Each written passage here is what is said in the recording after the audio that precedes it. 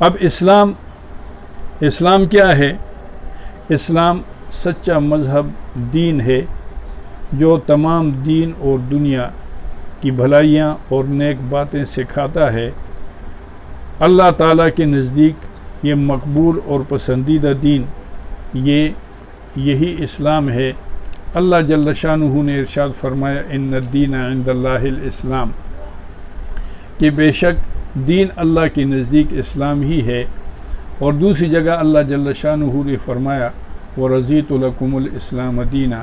میں نے تمہارے لیے دین اسلام کو پسند فرمایا۔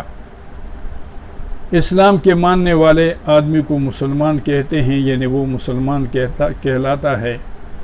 اسلام کا پہلا کلمہ، یہ جو اسلام کا رکن ہے، وہ اس کو کلمہ طیبہ یہ کہتے ہیں کہ لا الہ الا اللہ محمد رسول اللہ، یعنی اللہ جل شانہ کی وحدانیت اور حضرت محمد مصطفیٰ صلی اللہ علیہ وسلم کی نبوت اور رسالت کا اقرار کرنا، یہ پہلا رکن ہے اسلام کا۔ اس کو کلمہ طیبہ، کلمہ توحید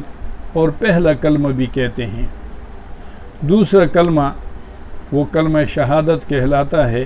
وہ ہے اشہد ان لا الہ الا اللہ و اشہد ان محمدً عبدہ و رسولہ، میں گواہی دیتا ہوں کہ اللہ تعالیٰ کے سوا کوئی معبود نہیں،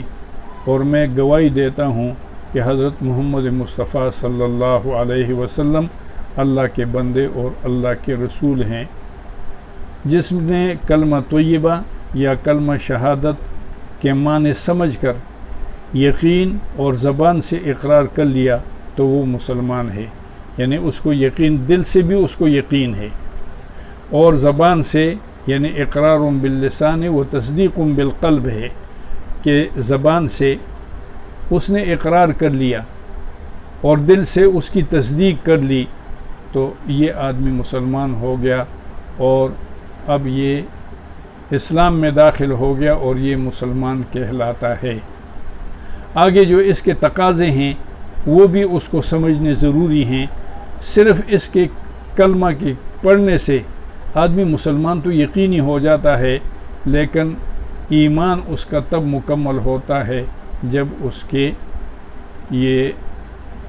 تقاضوں پر وہ عمل کرے۔ ایک جگہ ایک مذاکرہ ہو رہا تھا، تو اس میں ایک آدمی نے کہا یہ کیوں آپ کہتے ہیں کہ میں جو یہ کلمہ پڑھ لیا تو وہ مسلمان ہو جاتا ہے، اور اس کے دیکھیں میں پڑھتا ہوں کلمہ، اس نے کہا لا الہ الا اللہ محمد رسول اللہ، کیا میں مسلمان ہو گیا ہوں؟ ہم نے کہا کہ نہیں، آپ مسلمان نہیں، آپ منافق ہو گئے، کیونکہ اس کے زبانی اقرار کے ساتھ اس کو دل کی تصدیق بھی چاہیے۔ آپ نے زبانی طور پر وہ پڑھ لیا، لیکن آپ کے دل، آپ خود ہی کہہ رہے ہیں کہ میں کیا میں مسلمان ہو گیا ہوں، تو ہم نے کہا کہ آپ مسلمان نہیں ہوئے، آپ منافق ہو گئے ہیں۔ تو اس لیے اس کے ساتھ دل کی تصدیق جو ہے، یعنی دل کی تصدیق کے ساتھ زبان کا اقرار، یہ بہت لازمی ہے۔ اب ایمان کی صفت کیا ہے؟ صفت ایمان، اسلام جیسے میں نے عرض کیا، اور دوسرا ہے صفت اسلام، صفت ایمان۔ تو یہ دو قسم کی طرح ہے، دو طرح سے ہم اس بات کی وہ تفصیل بیان کرتے ہیں کہ ایک تو ہے ایمان مجمل، جیسے آمنت باللہ کما ہوا باسمائہ و صفاتہ وقبلت جمیع احکامہ، یعنی میں اللہ کریم پر ایمان لایا، کما ہوا باسمائہ، جیسے اللہ کریم اپنے ناموں کے ساتھ، و صفاتہ، اور اپنے صفات کے ساتھ ہے، وقبلت جمیع احکامہ، اور میں نے اللہ کریم کے تمام احکام کو قبول کر لیا۔ اور دوسرا ہے ایمان مفصل، یہ تو ایمان مجمل ہے، یعنی یہ کلمات کہ میں اللہ پر ایمان لایا، جیسے اللہ کریم اپنے اسماء کے ساتھ، ناموں کے ساتھ اور اپنے صفات کے ساتھ ہے، اور میں نے اللہ کریم کے تمام احکامات کو قبول کر لیا، اس کو ایمان مجمل کہتے ہیں۔ اور دوسرا ہے ایمان مفصل۔ ایمان مفصل یہ ہے आमन्तु बिल्लाहि व मलाइकतिहि व कुतुबिहि व रुसुलिहि वल यौमिल आखिरि वल क़द्रि खैरिहि व शर्रिहि मिनल्लाहि ताला वल बास बादल मौत, कि मैं अल्लाह पर ईमान लाया हूँ, व मलाइकतिहि अल्लाह करीम के फ़रिश्तों पर, व कुतुबिही अल्लाह करीम की तमाम किताबों पर, व रुसुलिही और अल्लाह करीम के रसूलों पर, वल यौमिल आखिरी और क़यामत के दिन पर, आखिरत के दिन पर, वल क़द्रि खैरिही व शर्रिही और तकदीर पर, चाहे अच्छी और बुरी तकदीर, मिनल्लाहि ताला ये अल्लाह जाल करीम की तरफ से है, वल बास बादल मौत और मरने के बाद उठाए जाने पर मैं ईमान लाया, ये ईमान मुफस्सल है। ईमान मुफस्सल में जिन 7 चीज़ों का ज़िक्र आया है, हर मुसलमान पर इस पर ईमान लाना ज़रूरी है, और वो 7 चीज़ें ये है कि अल्लाह ताला पर ईमान लाना, अल्लाह ताला के फ़रिश्तों पर ईमान लाना, अल्लाह करीम की किताबों पर ईमान लाना, अल्लाह करीम के रसूलों पर ईमान लाना, यौम आखिरत पर ईमान लाना, और तकदीर का मिन जानिबिल्लाह होना, और 7वीं चीज़ मौत के बाद दोबारा ज़िंदा होकर उठना। ये 7 चीज़ें जो है इसका हम इकरार करते हैं ईमान मुफस्सल में। अब इनकी तफसील वो ये है कि अल्लाह ताला पर ईमान लाने का क्या मतलब है। तो अल्लाह ये अल्लाह करीम का इसम ज़ात है, इसम ज़ाती, इसम ज़ात यानी अल्लाह करीम का नाम ये अल्लाह है, ये इसम ज़ात है। और इस पर ईमान इस तरीके से कि अल्लाह करीम वाजिबुल वजूद हैं, यानी जो ख़ुद ब खुद हर वक़्त हर जगह मौजूद है, हमेशा से है और हमेशा रहेगा, न उसकी कोई इब्तिदा है न उसकी इंतहा है, और उसका आदम यानी किसी वक़्त किसी जगह न होना ये नामुमकिन और महाल है। अल्लाह ताला के सिवा कोई और चीज़ वाजिबुल वजूद नहीं है। इसमें ज़ाती के अलावा उसके बहुत सारे सिफ़ाती नाम हैं, मसलन अल्लाह करीम खालिक हैं, राज़िक़ हैं, हई है, क़य्यूम है, 99 नाम जो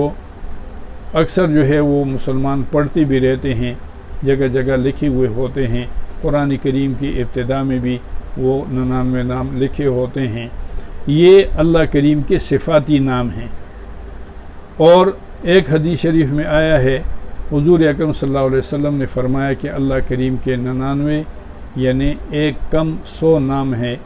और बाद दूसरे अहादीस में इनके अलावा और नाम भी आते हैं। कुरान और हदीस में बहुत सारे अल्लाह करीम के सिफ़ाती नाम ये मज़कूर हैं, और ये अक़ली और उर्फ़ी नामों से अल्लाह ताला को पुकारना हरगिज़ जायज़ नहीं है।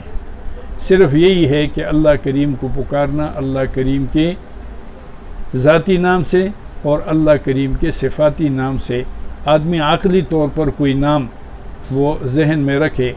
और उसको जो है वो कहे कि बस ये अल्लाह करीम का जो है वो नाम हो गया और उससे पुकारे, तो ये बिल्कुल ऐसे नामों से अल्लाह करीम को पुकारना जायज़ नहीं है।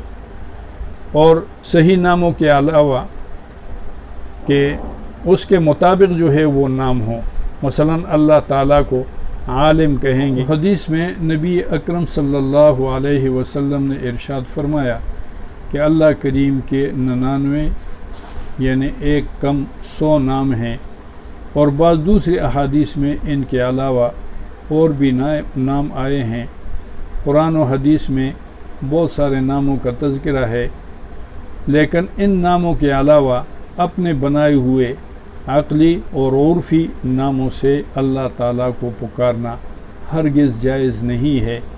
चाहे वो सही नामों के माने के मुताबिक हों। मसलन अल्लाह ताला को आलिम कहेंगे, लेकिन अल्लाह को आक़िल कहना जायज़ नहीं है। अल्लाह ताला के अस्मा और सिफ़ात अल्लाह के ज़ात मुक़द्दस से इस तरह मुताल्लिक़ हैं कि ना वो अल्लाह करीम के ऐन ज़ात हैं और ना गैर ज़ात है। اس لیے اللہ تعالیٰ کے صفات یعنی علم اور قدرت وغیرہ کو اللہ نہیں کہہ سکتے اور نہ ہی اس کا غیر کہہ سکتے ہیں۔ اللہ کے صفات اور صفات کو ذاتی یا صفات کمالیہ کہتے ہیں کہ یہ اللہ کریم کے ذاتی صفات ہیں یا صفات کمال ہیں، اور اللہ کریم کے صفات کمال وہ یہ ہیں کہ وحدت یعنی اللہ ایک ہے، اس کے ذات اور صفات میں اس کا کوئی شریک نہیں، اور وہی عبادت کے لائق ہے، اس کے سوا کوئی عبادت کے لائق نہیں ہے۔ اور اسی طریقے سے قدم یعنی وہ ہمیشہ سے ہے اور ہمیشہ رہے گا، جو ہمیشہ سے ہو اس کو ازلی کہتے ہیں، اور جو ہمیشہ رہے اس کو ابدی کہتے ہیں۔ پس اللہ کریم جو ہے وہ ازلی ہے، ابدی ہے، اور اللہ کریم کا کوئی شریک نہیں ہے۔ اور قدیم یعنی اس معنی میں ہے کہ یہ اللہ کریم ہمیشہ سے ہیں اور ہمیشہ رہیں گے۔ حیات یہ صفات ذاتی ہیں، صفات کمالیہ ہیں، یعنی ہمیشہ زندہ رہنے والا، ہمیشہ زندہ رہے گا، وہ حی اور قیوم ہے۔ اسی طریقے سے صفات کمالیہ قدرت یعنی کائنات کا پیدا کرنے والا اور قائم رکھنے والا اور پھر فنا کرنے والا، پھر موجود کرنے والا، یعنی ہر چیز پر قادر ہے، یہ اللہ کریم کے صفات کمال ہے۔ علم کوئی چیز چھوٹی ہو یا بڑی اس کے علم سے باہر، اور اس کے علم سے وہ اس سے پوشیدہ نہیں ہے، اور وہ اس کو موجود ہونے سے پہلے اور مٹ جانے کے بعد بھی جانتا ہے، اور ہر بات کو خوب اچھی طریقے سے اللہ کریم جانتے ہیں۔ اور ارادہ یعنی اللہ تعالیٰ جس چیز کو چاہتا ہے اپنے اختیار اور ارادے سے پیدا کرتا ہے اور مٹاتا ہے۔ کائنات کی کوئی چیز اس کے ارادے اور اختیار سے باہر نہیں ہے، اور کسی کام میں اللہ کریم مجبور نہیں ہے، وہ جو چاہتا ہے کرتا ہے۔ یہ نہیں ہے کہ وہ کسی کی مجبوری سے کرتا ہے، اپنے اختیار اور اپنے ارادے سے اللہ کریم کرتے ہیں، اس کو کوئی روک ٹوکنے والا نہیں ہے۔ ایک صفات سمع اور بصر یعنی ہر چیز کو سنتا ہے اور ہر چیز کو دیکھتا ہے، ہلکی سی ہلکی آواز کو سنتا ہے اور چھوٹی سی چھوٹی چیز کو دیکھتا ہے، اور نزدیک اور دور، اندھیرے اور اجالے کا کوئی فرق اللہ کریم کو نہیں آتا کہ اندھیرے میں نظر کم آئے یا اجالے میں زیادہ آئے۔ اللہ کریم ہر طرح سے ہر چیز کو ہر وقت سنتے بھی ہیں اور دیکھتے بھی ہیں۔ کلام یعنی بات کرنا، یہ اللہ تعالیٰ کی صفت ہے، یعنی اس کو صفت ثابت کہتے ہیں۔ اس کا کلام، اللہ کریم کا کلام یعنی آواز سے پاک ہے، اور اس کے لیے زبان وغیرہ کسی چیز کا احتیاج نہیں ہے کہ زبان سے اللہ کریم کلام کریں گے۔ بس اللہ کریم کلام کرنے پر قادر ہیں، جیسے اللہ کریم کی شان ہے، اس کے لیے کوئی زبان یا کوئی الفاظ یا حروف یہ نہیں ہے۔ اور اس نے اپنے رسولوں اور پیغمبروں کے ذریعے اپنا کلام اپنے بندوں کو پہنچایا۔ تمام آسمانی کتابیں اور صحیفے اس کا کلام ہے۔ اور ایک صفت جو ہے وہ خلق اور تکوین یعنی پیدا کرنا اور اس کو وجود میں لانا، اسی سے زمین اور آسمان، چاند اور سورج، ستارے، فرشتے، آدمی، جن وغیرہ کے تمام کائنات کو اللہ کریم نے پیدا کیا۔ تمام کائنات پہلے سے ناپید تھی، موجود نہیں تھی، اللہ تعالیٰ نے پیدا کرنے سے اس کو وجود بخشا، اور وہی تمام کائنات کا مالک ہے۔ ان مذکورہ صفات کو صفات ثابتہ یا صفات ثبوتیہ یہ کہتے ہیں۔ اس کے علاوہ بھی بہت سارے صفات ہیں، جیسے مارنا، زندہ کرنا، عزت دینا، ذلت دینا، رزق دینا وغیرہ، جو سب ازلی، ابدی اور قدیم ہیں۔ اس میں کمی بیشی اور تغیر اور تبدل نہیں ہو سکتا۔ اس کے تمام صفات بے کیف ہیں اور ہمیشہ رہنے والے ہیں۔ وہ رحمان ہے، رحیم ہے، مالک الملک ہے، سب کا بادشاہ ہے، اپنے بندوں کو آفتوں سے بچاتا ہے، عزت اور بزرگی والا ہے، گناہوں کو بخشنے والا زبردست ہے، بہت دینے والا ہے، تمام مخلوق کو روزی دیتا ہے، جس کی چاہے روزی زیادہ کرے، جس کی چاہے روزی تنگ کرے، جس کو چاہے عزت دے، جس کو چاہے ذلت دے، جس کو چاہے پست کرے، جس کو چاہے بلند کرے، انصاف اور تحمل اور برداشت والا ہے، خدمت اور عبادت کی قدر کرنے والا ہے، دعا قبول کرنے والا ہے، سب پر حاکم ہے، اس پر کوئی حاکم نہیں، اس کا کوئی کام حکمت سے خالی نہیں، سب کام کرنے والا ہے، وہی زندہ کرتا ہے اور مارتا ہے، توبہ قبول کرنے والا ہے، ہدایت دینے والا ہے، جو سزا کے قابل ہیں ان کو سزا دینے والا ہے، اس کے حکم کے بغیر ایک ذرہ بھی حرکت نہیں کر سکتا، اور تمام عالم کی حفاظت کرنے سے وہ تھکتا نہیں ہے، تمام ناقص صفتیں اس کے بارگاہ سے دور ہیں، وہ سب عیبوں سے پاک ہے، مخلوق کے صفتوں سے بری ہے، وہ نہ کھاتا ہے، نہ پیتا ہے، نہ سوتا ہے، نہ اونگتا ہے، نہ وہ کسی سے پیدا ہوا ہے، نہ اس کا کوئی اس سے پیدا ہوا، یعنی اللہ کریم کا نہ کوئی بیٹا ہے، نہ کوئی بیٹی ہے، نہ اللہ کریم کے ماں باپ ہیں، اور بہن بھائی بیوی رشتہ داروں وغیرہ، اور تمام تعلقات سے پاک ہے، زبان اور مکان، اطراف و جہات، طول و عرض، جسم و جوہر، شکل و صورت، رنگ و بو، موت اور ہلاکت، غرض ہر قسم کے عیب اور حدوث سے اللہ کریم پاک اور بری ہیں۔